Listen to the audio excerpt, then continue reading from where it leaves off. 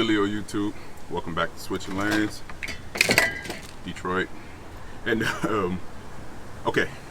so the spark plugs, they came in like I believe a day or two after we did the cap and the rotor, and so I'm gonna just go ahead and get those popped in. When I pulled the old plugs out, I can yeah, they're not really filed down bad, but they do have a smell to them, gas, oil. Car's probably running, well, it is running rich. I can tell by the way it smells when it's running. And leaky valve cover. So I believe one of them had oil on it. Disclaimer: this is not a how-to video. This is just you chilling with me while we get this thing running as good as we can get it running in our driveway. So spark plugs came, Bosch. The problem is I couldn't find out what the gap was for the new plugs, and the gap is pretty much the space in between there. After reading, I really didn't come up with a definitive answer. It was just kind of all over the place. And had I looked a little bit closer, right here on the box that FCP Euro sent me, it says it right there. So with this gap tool, pretty much how that works is, let me go back. I've already done these four, just to kind of see what was going on down there. Everything appeared to be fine. They went in no problem. All right, so we have the new ones. One of the main things, if ever you find yourself doing spark plugs and you don't know what you're doing, they're pretty much simple. Some cars like these are right at the top, but some cars, they're extremely hard to get to. Sometimes you have to go through the wheel well. So one of your main things is you want to make sure it's pretty much the exact same plug as far as like the seating. It's made exactly the same. So pretty much with this gapper tool, let me come closer. Pretty much what you do is you find it on the gap tool, 30, 31, 32. Get that in there like so. Hopefully you guys can see this. As you can see the mark where I already did it. Make sure I'm doing this right. Okay, get that in there. Slide that on there. And now it's gap to the right specification. So, I suggest you do one at a time, so you don't mix the wires up, which is easy to find a firing order, or you know, pop them all out. So like I said, I did these four already, so I'll do, and I did some inspections here. These wires are actually pretty decent wires. They're actually Bosch, and you know, I did an inspection. Everything looks good on the inside and everything, so we shouldn't have to replace those. I didn't realize that they were Bosch. I should have looked a little closer. So we have our 5/8 spark plug socket, and this is sounding like a how-to video. Now what I like about the spark plug socket is that it has a rubber boot inside, and that grabs the spark plug and help you pull it out, because these recessed spark plugs sometimes can be a pain to get out. Not a lot of force, just to kind of see. Oh, look at that. Take that off. Get that out of there.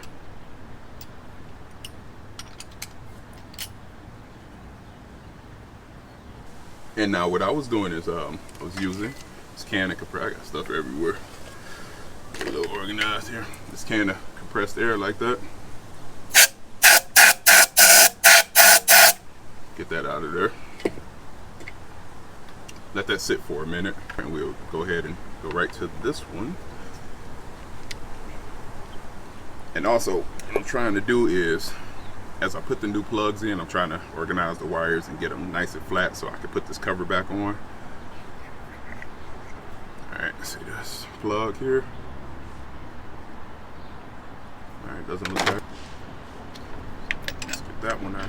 I meant wire, not plug, wire.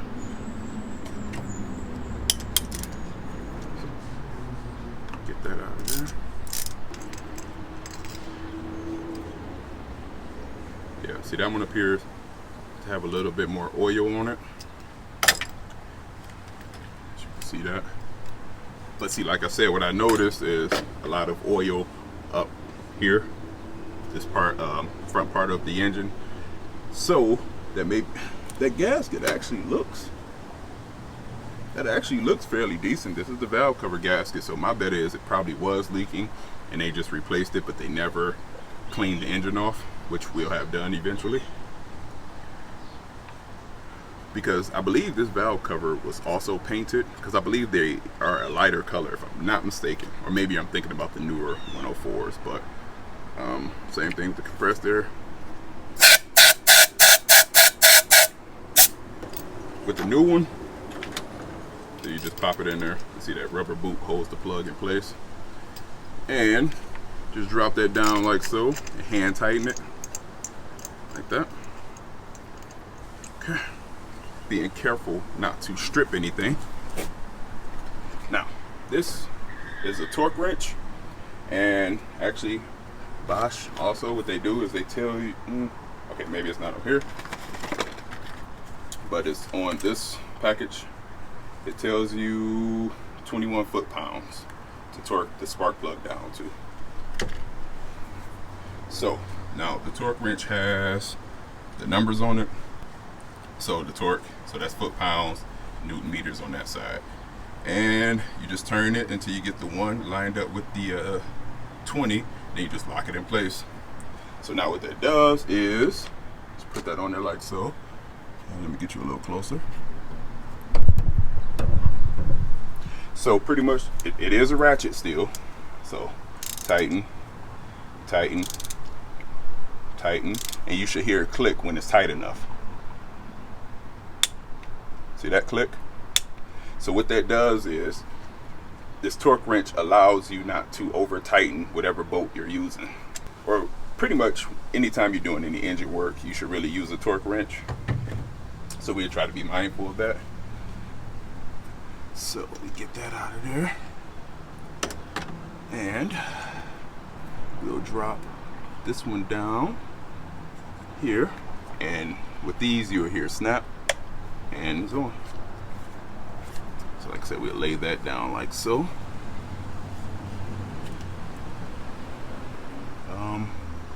Now it wouldn't have been a bad idea if I had some of those long like cotton swabs to spray some carb cleaner on them and kind of clean down in there. I can always go back and do that, no biggie. But for right now, get that gapped up.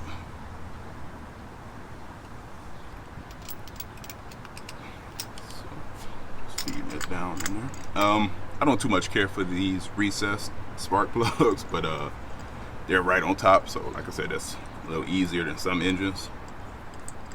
I actually got this torque wrench from Harbor Freight. It was on sale, but I believe it was under 20 bucks if I'm not mistaken. So, alright. And that comes out like that. So we'll get, let me straighten these out like so. Get that one down in here. Listen for that snap. Bam. If you remember from what I said before, I just wanted to do the plugs and everything just because I don't know when the last time they were done, but as you can see, they kind of needed it. So now we know we have decent wires, new plugs, new cap, new rotor. So that part of the ignition system is is pretty much done, so we can get this cover on here because I'm not going to paint that or anything no time soon. My main thing is to make sure the car is running and driving. And then everything else, cosmetic, you know, that'll be later. All right, let's fire it up and see what happens.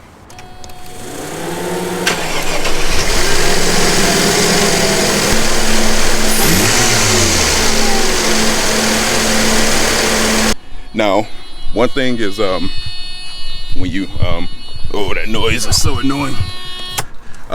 You want to make sure you start it up right afterwards because you want to watch your attack if you have one. And make sure you're not getting a fluctuating needle.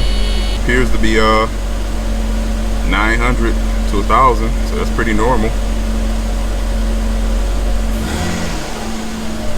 When you put the car in gear, Make sure it's not hesitating or ready to shut off.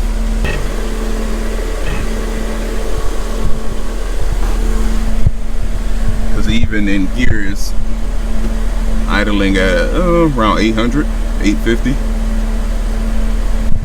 Reverse. Alright, same thing. Okay, so that's pretty much that. That's how easy that is. As you can see, I kind of laid the wires down and everything. So when I put this front cover on and I put this cover on, it should all line up just fine and look better. not exposed. So that's pretty much that. So the plugs are in. That's just simple. So it's just a simple video, nothing big here. I forgot I don't have tail lights, so that's next. That's major. We got to get brake lights. I do have park lights, but I don't have brake lights. And I was reading, and I think I found why. I just have to trace the wires and go from there. And also this. See this wire right here? I can't run the car long because the fans are stuck on because of this wire that's broken right here. And I don't want to burn these fans out. So that's why I haven't really been able to, well, between that and the brake lights, I haven't been able to test drive it. So what I'm probably going to do is break apart that wiring harness that I have in the basement, because I believe it has that plug on it. And that sucks because I was, I wanted to sell it, but you know what? It'll probably sit on eBay or whatever forever. So I may as well use what I can off of it. So what that would be is tracing this wire and yeah, breaking it down and putting a new plug in. I may solder it just to just so I can test drive the car at least, man, because watch, let me show you what it does. See how the fans automatically kick on? So watch this. When I touch these two, the fans go off.